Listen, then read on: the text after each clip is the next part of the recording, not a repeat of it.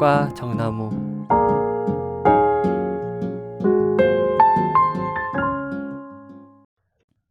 안녕하세요. 책과 정나무의 정나무입니다. 제가 얼마 전에 우연히 유튜브에서 이창동 감독님 인터뷰를 보게 됐는데요.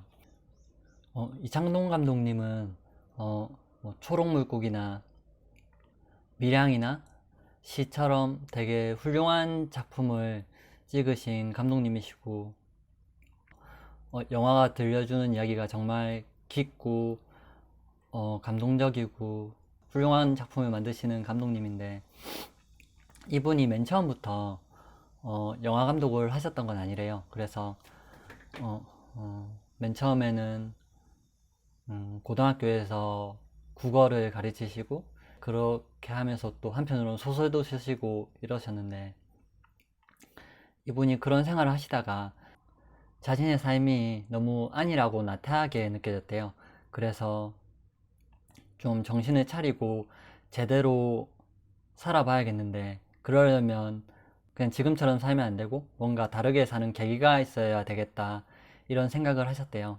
맨 처음에는 막 노가다를 할까 이런 생각도 해보셨는데, 근데 막상 노가다를 해보려고 하니까 그게 그 생각이 어떻게 보면 되게 사치스러운 생각일 수도 있다는 거예요. 왜냐하면 이 공사장에서 일하시는 분들은 실제로 그냥 생계를 유지하기 위해서 하루하루 일하시는 분들이 많은데, 자기는 그냥 생계가 보장된 상태에서 막 정신을 차리기 위해서 노가다를 하는 것 자체가 사치처럼 느껴졌다고 하시더라고요. 그래서 뭔가 이제 완전히 생소하고 자신이 잘 모르는 분야로 뛰어들어서 거기서 뭔가를 하다 보면, 거기서 고생하고 구르다 보면 자신이 정신을 차리지 않을까, 이런 생각에 그 영화 만드는데 그 조감독으로 들어가서 일을 했다고 하시더라고요.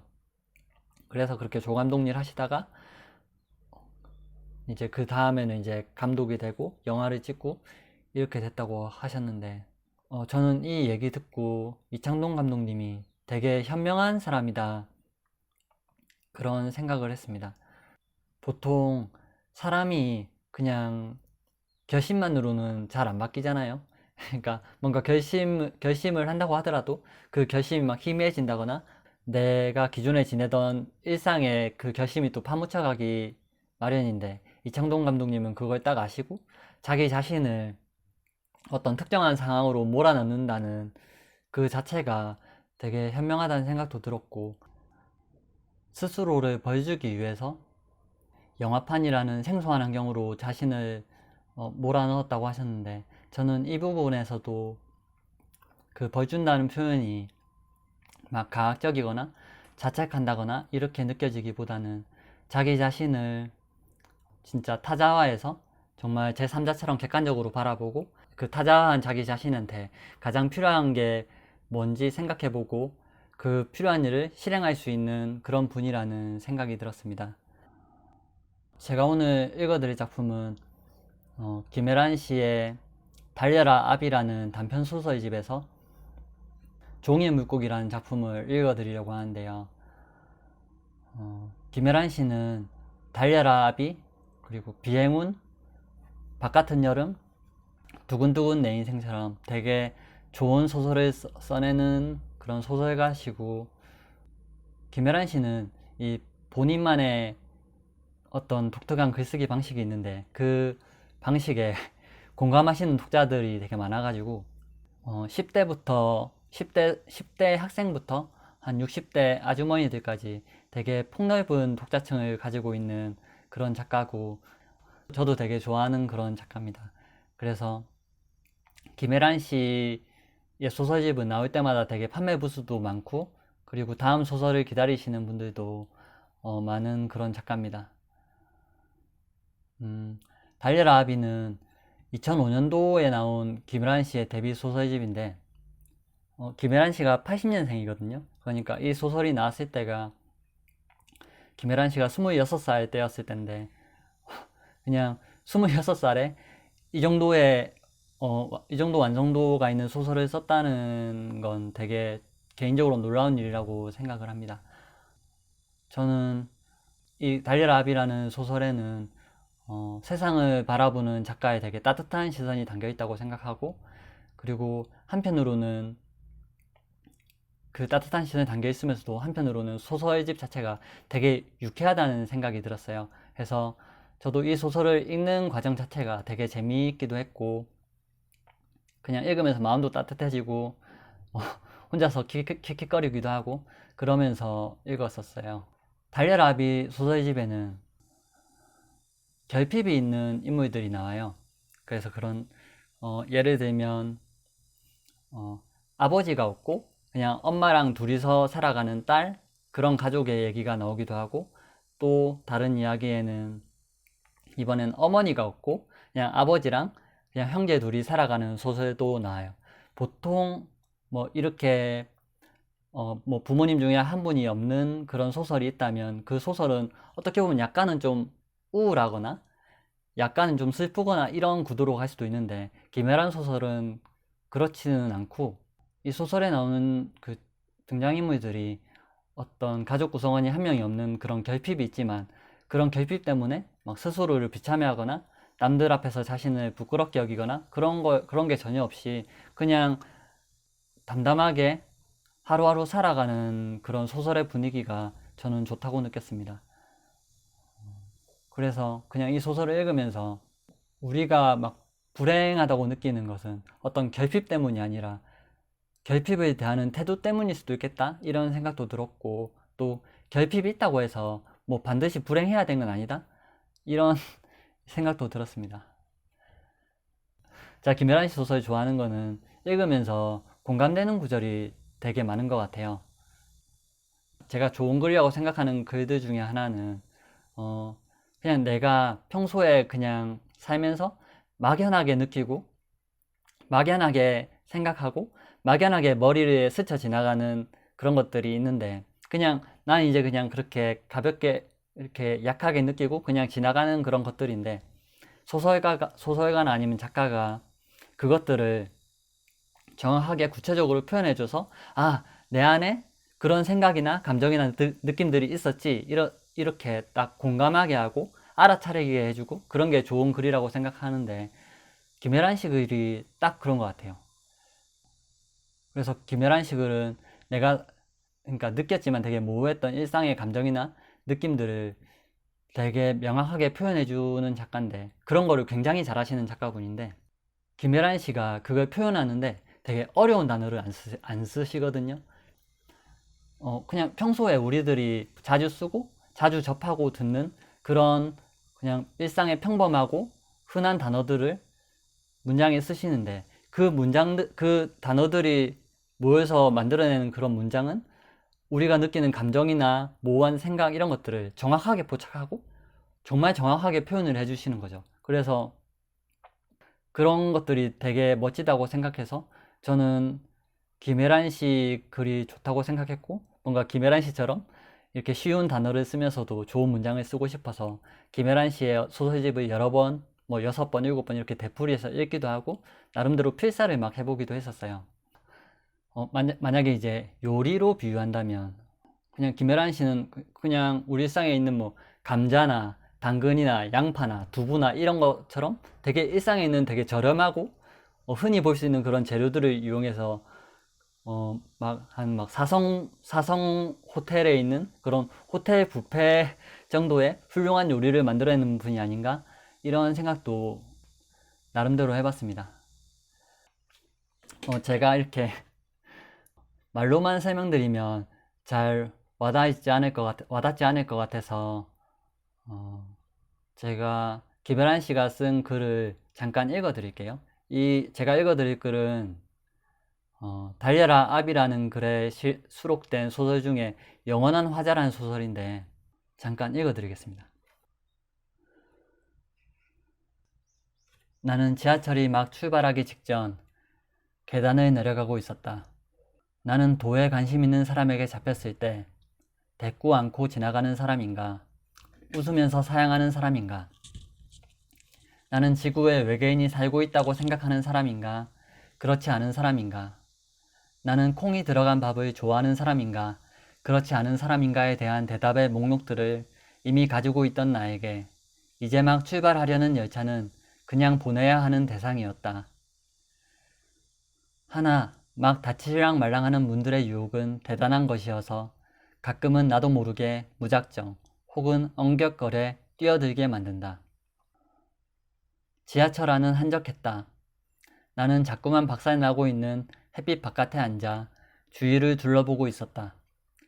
스커트 아래로 완강하게 모아진 당신의 무릎, 졸음 아래로 툭 붉어져 나온 당신의 지퍼, 처음 샀을 때 아마 굉장히 좋아했을 것 같은 당신의 나이키, 오소소 솜털 돋은 귓불 아래로 불어 얕은 숨을 내쉬는 당신의 애인, 선반이 구겨진 종이 가방을 계속 신경 쓰는 당신의 눈동자, 그리고 몇 차 걸러 한 명쯤은 있을 법한 저기 저 사간생도. 달라진 것이 있다면 내가 예전보다 조금 더 옹졸해졌다는 사실이다.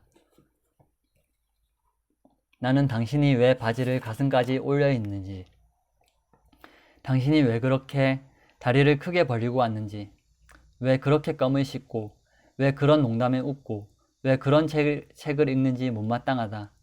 생각해보면 우리가 사람을 죽이는 이유도 결국 그런 작은 것들 때문이지도 몰랐다. 또 한 가지 예전과 달라진 점이 있다면 내가 더 이상 두리번거리지 않는다는 것이다. 나는 이제 사람을 표 안 나게 흘깃거리는 방법을 알게 되었다. 이를테면 내 앞에 앉아있는 저기 저 당신은 누군가로부터 그 친구 사람은 좋은데 실력은 없어 라는 말을 듣고 있는 사람일지도 모른다. 혹은 걔가 그러고 다녀도 집이 잘 산다며? 라고 수군거림을 듣는 사람, 또는 자넨 너무 융통성이 없군 이라든가 저 사람 1등으로 들어왔다며? 라는 말을 듣는 사람일지도 모른다. 당신은 또 누군가의 빈말에 기뻐하는 사람이거나 진담에 격분하는 사람이다. 당신은 그래도 넌 나보다 낫잖아 라는 말에 속상해하는 사람이거나 그 친구 사람 정말 괜찮아 라는 말에 솔깃해하는 사람일 것이다. 당신은 무겁거나 가벼운 사람, 당신은 맛없는 음식을 끝까지 먹는 사람, 당신은 소문 때문에 어딘가를 떠나야 했던 사람일지도 모른다. 당신은 텔레비전 뉴스를 보며 자주 빈정대는 사람, 당신은 버스나 화장실의 맨 끝칸을 좋아하는 사람, 당신은 아내를 때리는 사람, 당신은 모두에게 인기 있는 사람, 당신은 내가 언젠가는 한 번은 만났던 사람일지도 모른다. 그리하여 잠시 후 짧은 정차와 함께 당신과 눈이 마주쳤을 때 나는 거짓말을 할 때 코를 만졌던 옛날 사람처럼 휴대폰을 만지작거렸다. 어떻게 들으셨는지 모르겠습니다. 저는 이 글을 읽으면서 그 친구 사람은 좋은데 실력이 없어. 자넨 너무 융통성이 없군. 그래도 넌 나보다 낫잖아. 그 친구 사람 정말 괜찮아. 뭐 이런 말들을 제가 그냥 살면서 한 번쯤은 다 들어봤던 말이거나 아니면 누군가 다른 사람을 그런 식으로 표현하는 걸 들어봤거나 다 그랬던 말인 것 같아서 되게 공감이 되고 와닿았던 것 같아요. 그러면 이제 제가 오늘 읽어드리기로 한 종이 물고기를 읽어드릴게요.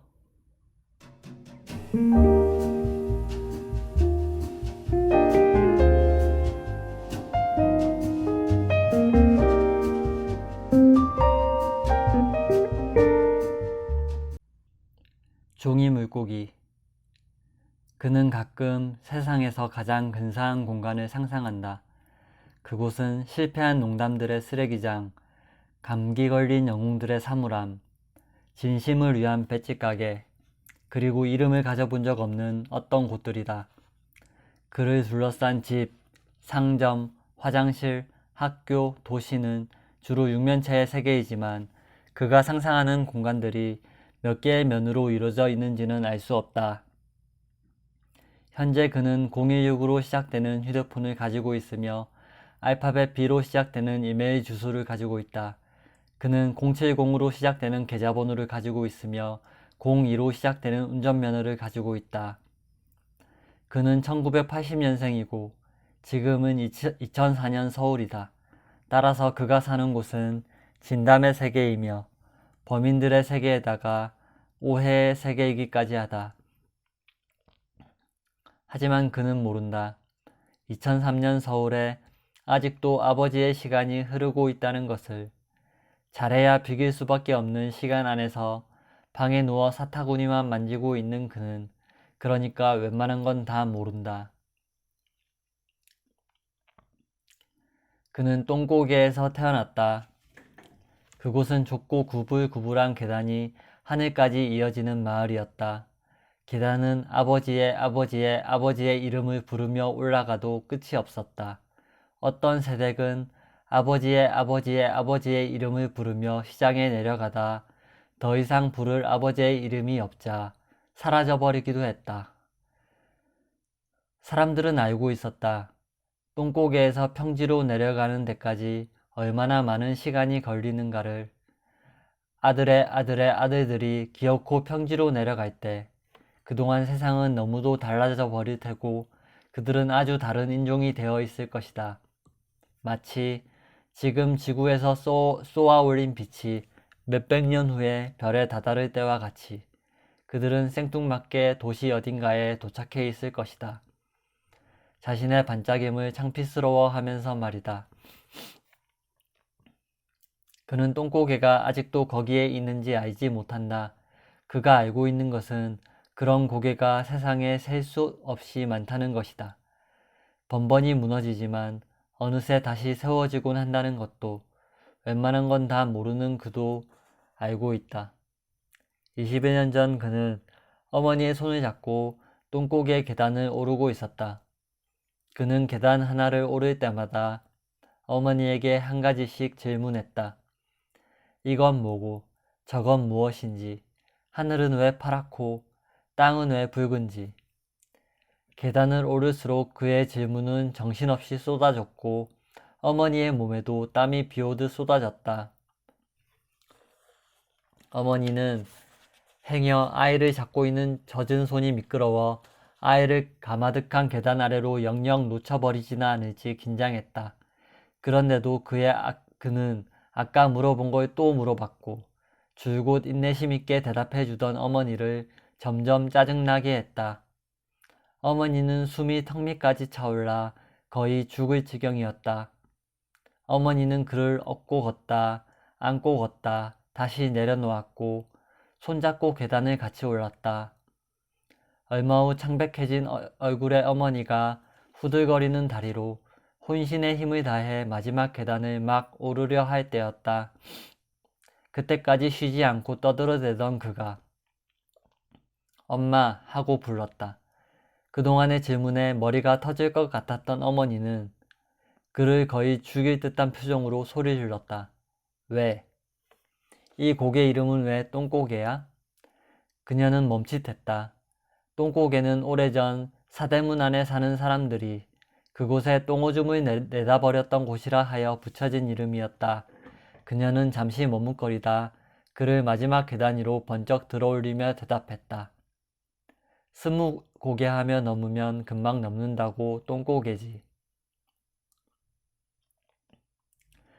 그는 미숙아로 태어났다. 그의 부모는 아이를 인큐베이터에 넣을 돈이 없었다. 그들은 그냥 죽으라는 식으로 아이를 윗목에 놓아뒀다.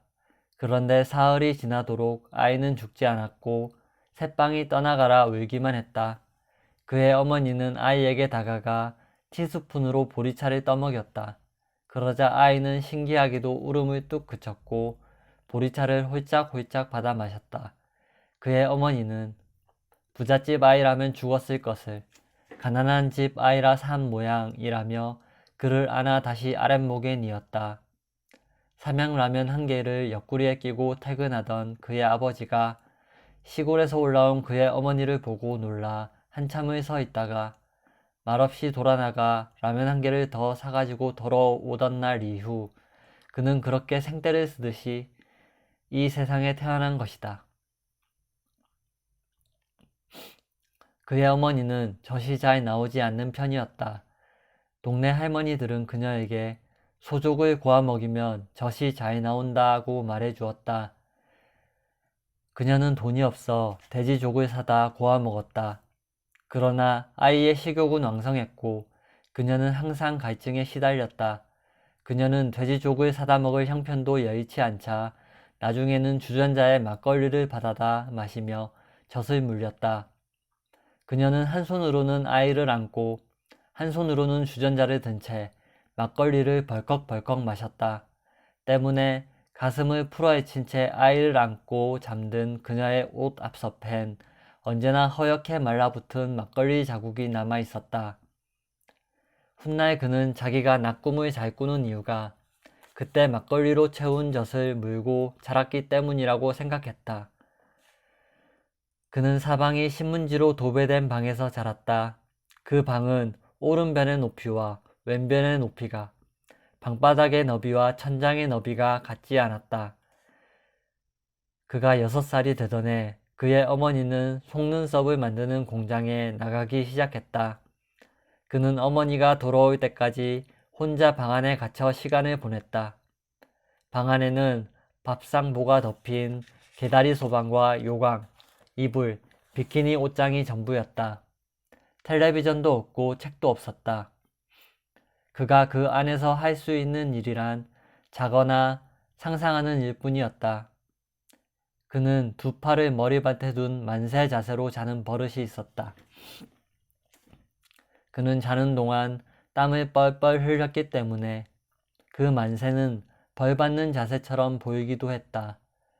그의 어머니는 손 올리고 자는 애들은 근심이 많다던데 하며 그의 팔을 내려주었다. 그는 하루에 2번 잠을 잤다. 낮에는 할 일이 없어 잤고 밤에는 부모님의 피로와 전기료 때문에 잤다. 꿈은 주로 낮에 꾸었는데 그에게는 밤보다 낮이 훨씬 불안했기 때문이다. 어느 날 그는 웬 물고기가 커다란 아가리를 쩍 벌리며 자기에게 덤벼드는 순간 꿈에서 깨어났다. 그는 식은땀을 흘리며 가쁜 숨을 내쉬었다.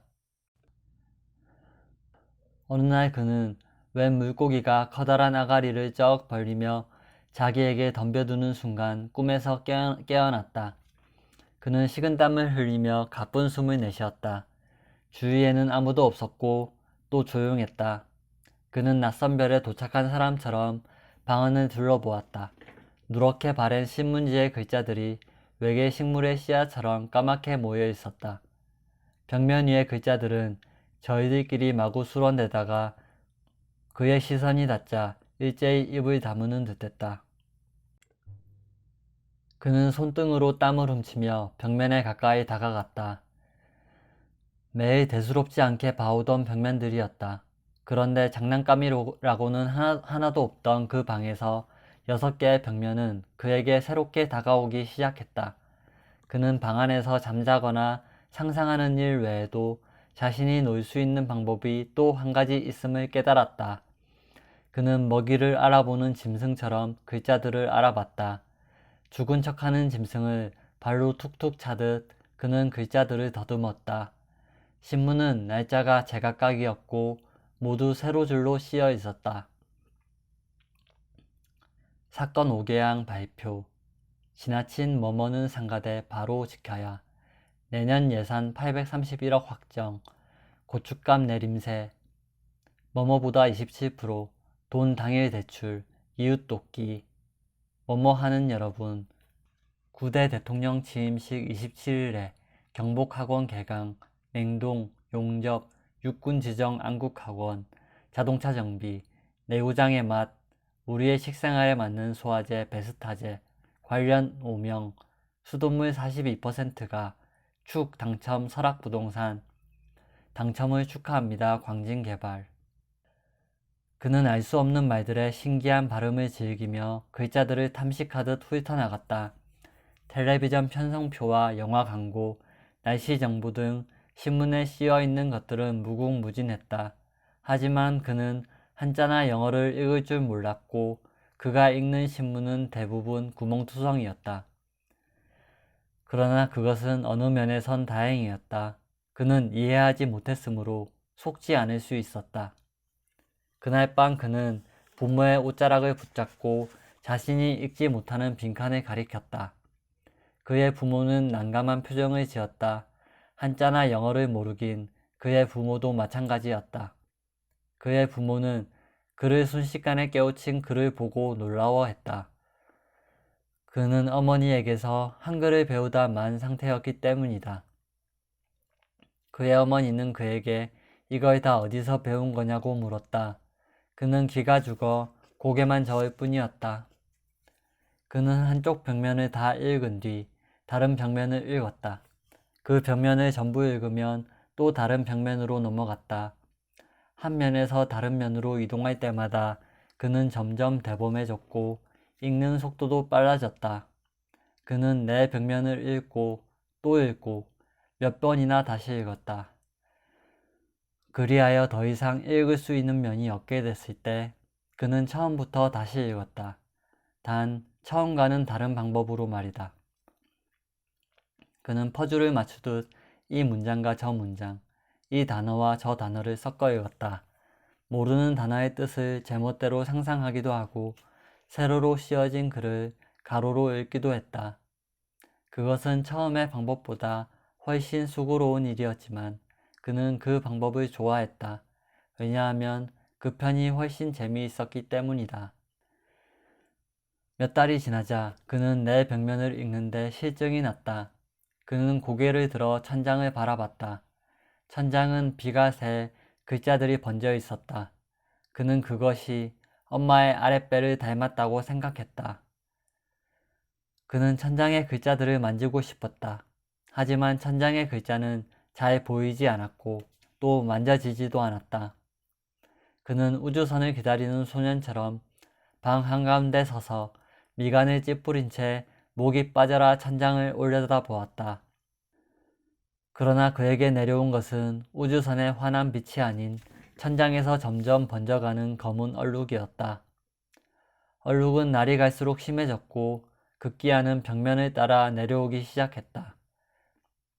그가 사냥하던 글자들은 전염병에 걸린 짐승들처럼 때로 죽어나갔다. 그는 그 얼룩이 벽면뿐만 아니라 자신까지 삼켜버릴까봐 겁이 났다. 그는 자주 악몽을 꾸고 깨어나 울음을 터뜨리며 한참 살을 섞던 중인 부모를 놀라게 했다. 며칠 후 그의 아버지는 방을 새로 도배했다. 하지만 벽지는 오래가지 않았다. 방이 좀 말끔해졌다 싶으니 천장에 콩알만한 얼룩이 생겨나 금세 수박만해졌다. 천장을 뒤덮은 얼룩은 벽의 무서리를 타고 점점 바닥으로 내려왔다. 그의 아버지는 그 위에 신문지를 발랐고 다시 얼룩이 생기면 그 위에 또 다른 신문지를 덧발랐다. 비가 새는 틈을 시멘트로 막을 수 있었던 것은 아니지만 새로운 벽지는 상처 위에 딱지처럼 계속 얹어졌고 종래에는 하나의 튼튼한 지층이 되어 그들이 그곳을 떠날 때까지 바람을 막아주었다. 그가 똥고개의 뜻을 물어본 지 몇 년이 지나고 어머니의 대답을 이해하게 되기도 전에 그들 가족은 시골로 이사를 갔다. 그의 아버지가 늙어서 고향 내려가면 대접 못 받는다며 국졸이란 이유로 7년 동안 진급하지 못한 변압기 회사를 그만둔 것이었다. 그의 아버지는 내려가자. 우리 집에 살면서도 우리는 항상 우리 집의 손님이다. 라고 했다. 그 후로 그는 시골의 한 소읍에서 자랐다. 그의 어머니는 내심 그가 학교에 가면 공부를 잘할 것이라고 믿었다. 하지만 그는 초등학교에 들어가자마자 언제 그랬냐는 듯 한글을 까맣게 잊어버렸다. 그의 받아쓰기 점수는 형편없었고 책을 읽을 때도 항상 버벅거렸다. 그는 평범하게 자랐다. 홍역을 앓고 말대꾸를 하고 수음을 하고 군단장을 하고 텔레비전을 코앞에서 두고 보는 그런 아이로 말이다. 그는 부모에게 자랑도 아니었지만 흉도 아니었다.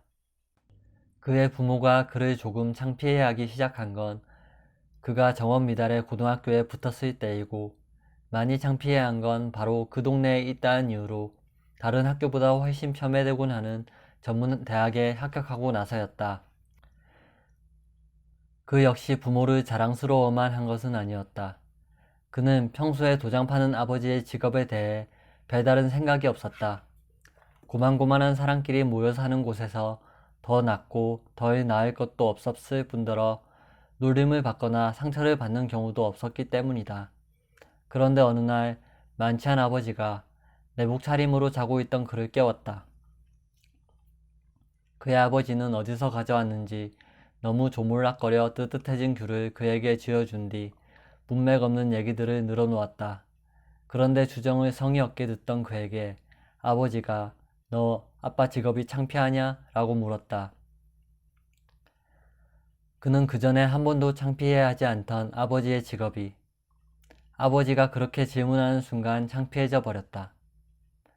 20살이 되자 그는 군에 입대했다. 한국의 모든 아이들이 텔레비전을 보고 자라듯 그것은 자연스러운 일이었다. 많은 청년들이 그러한 것처럼 그가 군대를 가는 데는 하등 이상할 것이 없었다. 그러나 입대자 중 그것이 이상할 것이 없다고 생각하는 사람은 아무도 없었다. 그는 군복무 중 누군가를 창피해야 한다는 것은 동시에 그를 이해한다는 것일 수도 있음을 깨달았다.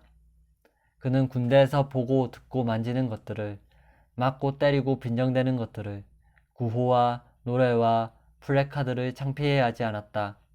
그는 그것들을 경멸했다.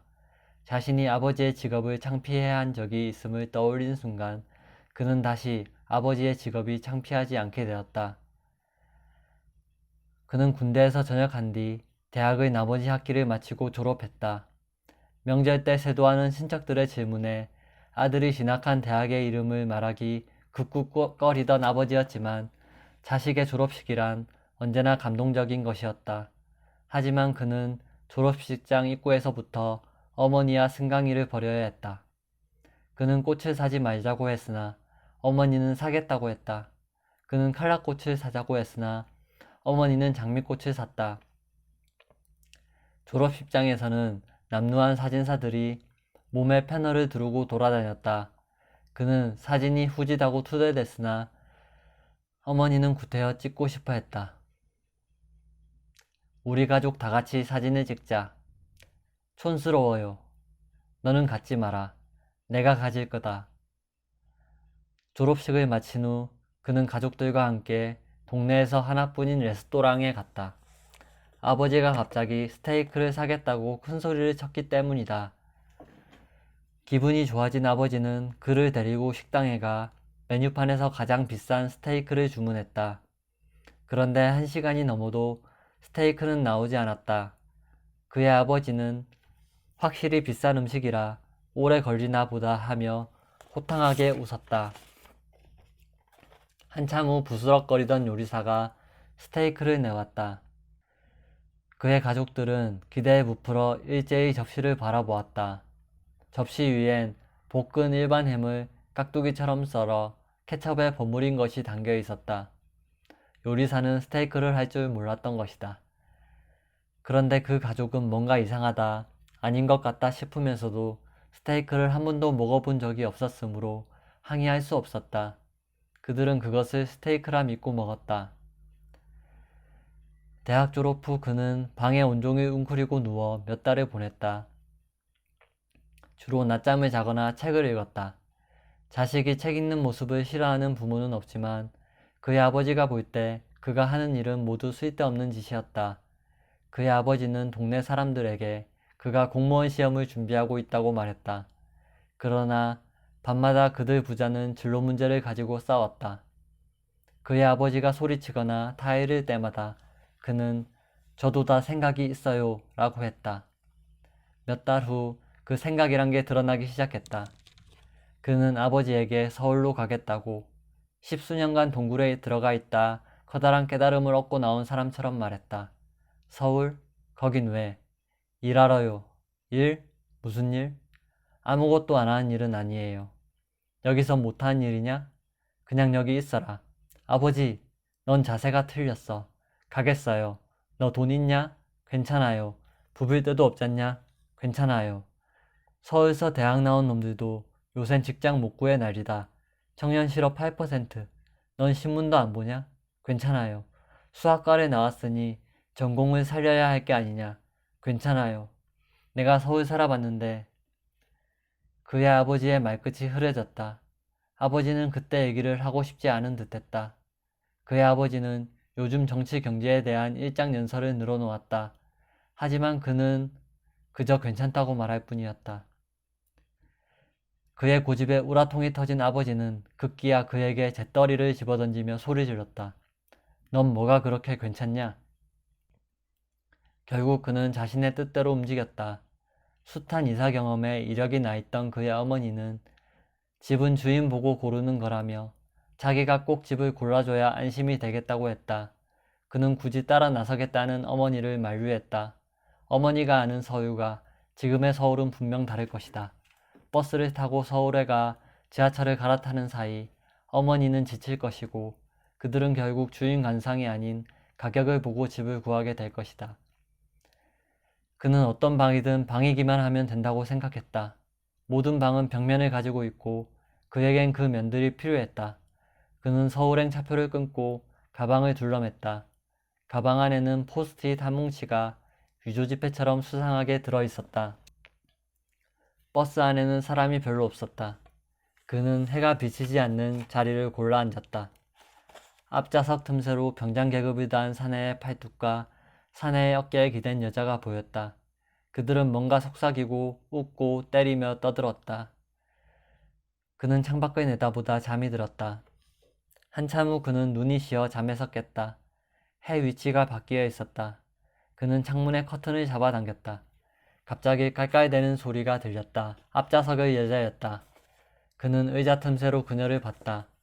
병장 계급장을 단 사내가 스포츠 신문을 크게 펼쳐들고 있었다. 여자는 사내에게 속삭였다. 이 여자 털 좀 봐. 그는 상체를 앞좌석에 밀착시킨 채 미간을 찌푸렸다. 신문 하단 엿기를 들고 있는 한 소녀의 사진이 보였다. 기사는 중국 소녀, 아시아 신기록 어쩌고 하는 내용이었다. 여자는 한 손으로는 입을 가리며 터져나오는 웃음을 막느라 애를 썼고 다른 한 손으로는 중국 소녀를 가리키며 군인에게 동의를 구하고 있었다. 그녀는 스포츠 신문에 실린 소녀의 사진을 좀 더 유심히 살펴보았다. 중국 소녀는 거구의 몸에 쫀득하게 딱 들러붙는 유니폼을 입고 있었다. 소녀는 소녀란 말이 민망할 정도의 얼굴과 체구를 가지고 있었다. 얼굴은 넓적하니 못생긴 데다가 아무렇게나 친 짧은 머리는 봉두난발이었다. 소녀는 엿기를 드느라 두 팔을 번쩍 올리고 있었는데 그 바람에 겨드랑이 털이 흉물스럽게 드러나 있었다. 중국 소녀는 엿기의 무게를 이기느라 온갖 인상을 다 쓰고 있었다. 앞좌석의 여자는 더욱 미친 듯이 웃어댔다. 겨드랑이 털을 드러낸 채 땀을 뻘뻘 흘리며 만세자세를 취하고 있는 소녀의 표정이 참으로 진지했기 때문이다. 그는 창밖으로 고개를 돌렸다. 뭔가 읽고 싶어진 그는 주머니를 뒤적거려 정류소에서 산 껌 한 통을 찾아냈다. 그는 껌 뒷면에 씌어진 주원료 함량 표시를 주의 깊게 읽었다. 그것은 그가 좋아하는 일 중의 하나였다. 그는 자일리톨 껌에는 껌 베이스와 이소말토, 말티톱 시럽이 들어있구나 라고 중얼거렸다.